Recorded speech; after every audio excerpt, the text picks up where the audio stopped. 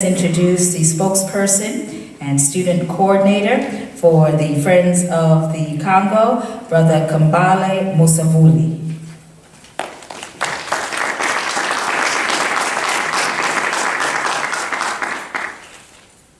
Good afternoon. All right, I have to wake you guys up for a second. Good afternoon, everyone. Good afternoon. Good. I want to take your energy to inspire me to speak to you. That's why I ask the question again. My name is Kambale Musavuli. I'm from the Democratic Republic of Congo. You are here. You probably heard about Friends of the Congo being in Atlanta.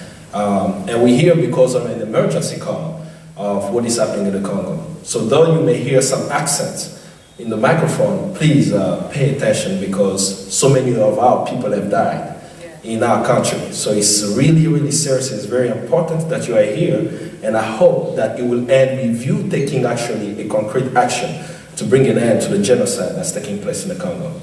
Now, it's only going to be perfect for me to share a story, seeing the Black Madonna in the back. And the first thing I was asking everyone, can somebody give me some background of the Shrine of the Black Madonna? Why do they have a black woman back there?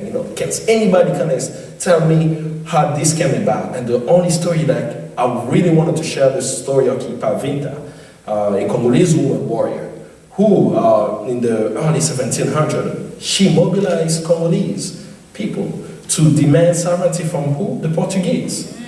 Now, many people don't know her story. She was called Dona Beatriz. 21 years old, she scared everybody in that region. Wow. Mobilized people in the area, in the Angola and the Congo region, and had people following her in thousands. Wow. 21 years old. No, and some of the stories, as you read her story, she will leave from a Monday to Friday, and on Friday she will die, and then wake up again on Monday, 3 days, just like Christ. And she used the story of Christianism, especially of Jesus Christ, being a black person, and the spirit of Saint Anthony was in her and moved her to really inspire others to fight against the Portuguese invasion at the time. People followed that. Her followers ended up in the US, in Georgia, by the way, some in South Carolina. There was a rebellion in South Carolina called the Stono Rebellion. Those were Antonians who were following her teaching in Congo. Who did the rebellion? And the rebellion, if for some of us who know what happened there, is because the slave master took the right to pray to the slaves. And they said, no, we are going to pray. You're not going to stop us from doing that. And they organized and mobilized, went to different plantations, did the nocturnal movement. And afterward, some of them were caught, unfortunately, and some were killed and some were shipped off to Haiti. So some of them continued the movement also in Haiti. Right. But how it came from a young Congolese woman who, because of her strength, she was burned at stake at age 21 with her infant child. So I wanted to make sure that I share that story with you, now to bring you to the struggle of us today. 6 million people have died since 1996, and it's ongoing. This is the number they are telling us. So I'm going to quote that as a source. But we as Congolese, we know more than that have died due to the conflict. Half of the people dead during the conflict are children under the age of 5. Wow. Hundreds of thousands of women raped. You know why? To get access to shiny rocks. That's the way I put it. They want the resources of the Congo. Anybody has a cell phone in here? Ooh. And I'm bringing that up is because we never make connection of the blessings that we have and what it causes on the continent. We just had a presentation at Georgia Tech speaking to the engineering student yesterday, letting them know we need to have class on ethics. Because as an engineer, you're coming up with these ideas of making wonderful things. You don't know that they would have to get the cobalt from the Congo or the copper from the Congo. How are they going to get it? It doesn't belong to them. Coltan, the mineral that's in your cell phones, come from the Congo. 80% of the world reserve of coltan is found in the Congo. How many of us know that? Do we know that the minerals in eastern part of Congo have been exploited while there have been booming technology? Look at the past decade, what has happened in technology. Xbox, PlayStation, all of that contain a mineral from the Congo coltan. 6 million people have died. Is this the first time that happened? No, this is not the first time that happened. 100 years ago, 10 million Congolese people died. Back then, what was the struggle?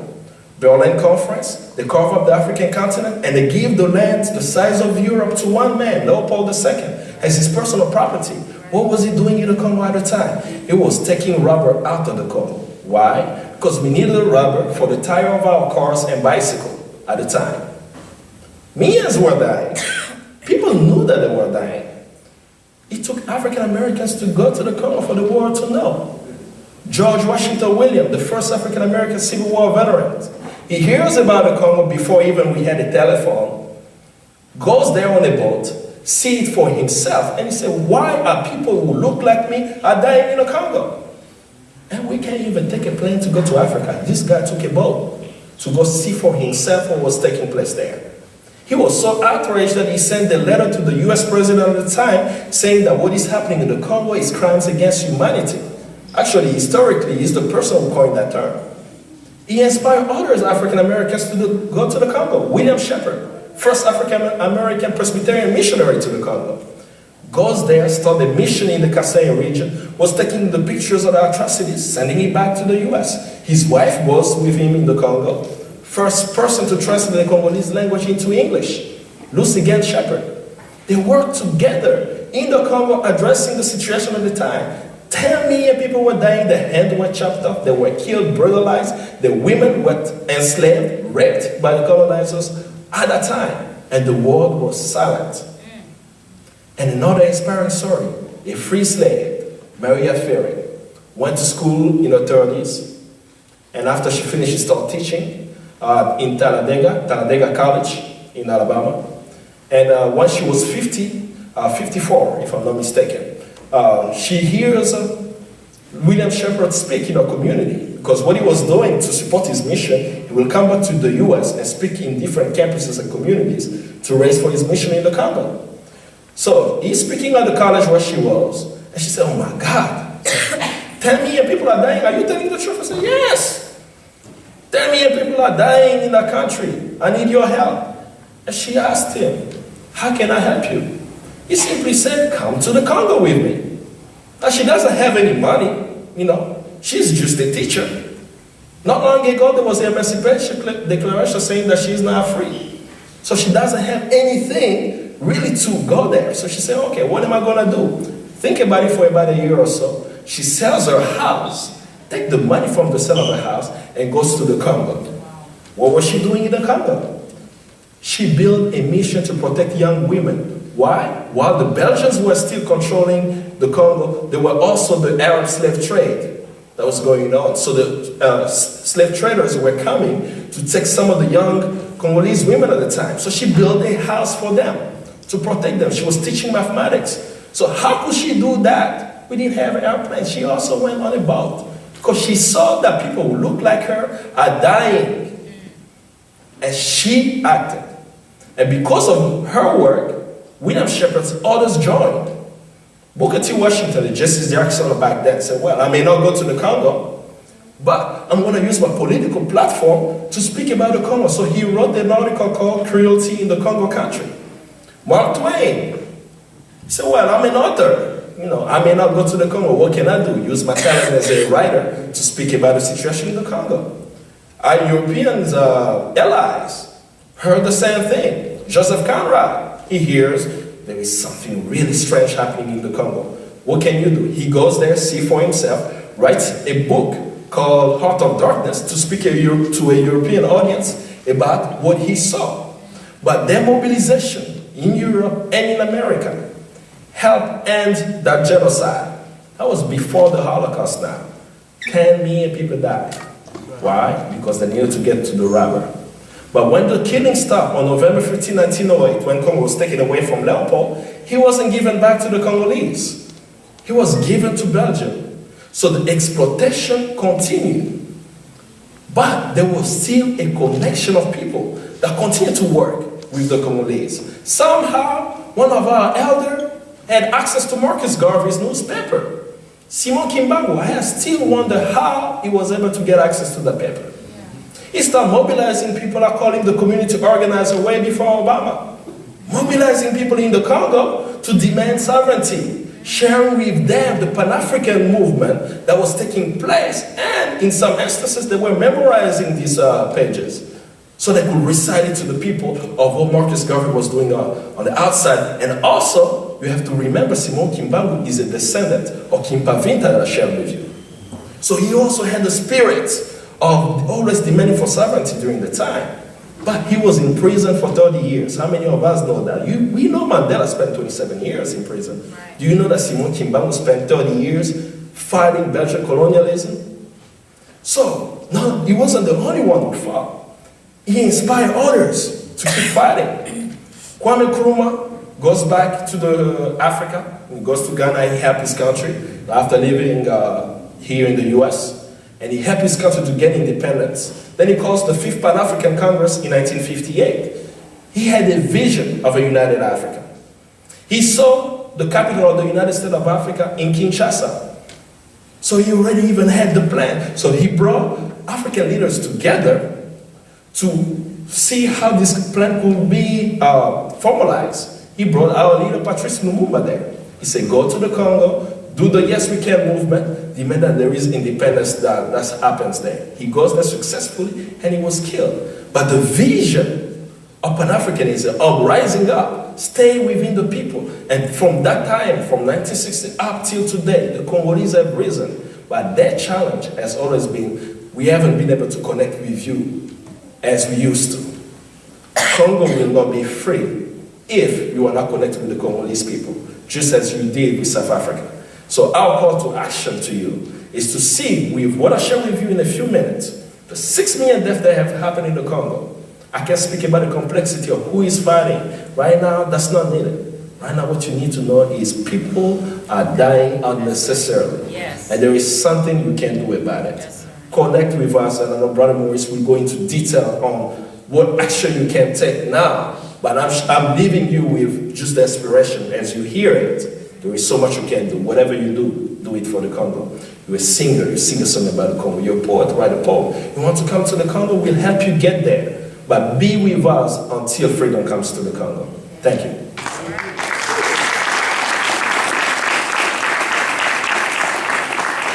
Wow.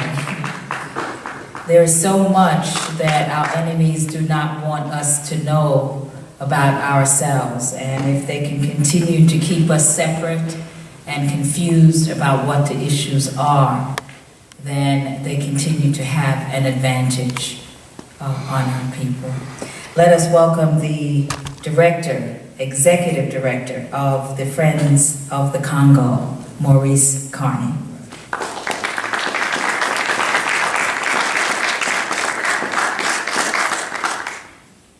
Hotep. Peace, everybody. It's great to be here in Atlanta. I'd be remiss if I didn't thank the Friends of the Congo chapter here in Atlanta for the yeoman's work that they've done in organizing the Atlanta community to support us. Right. So please give them a hand.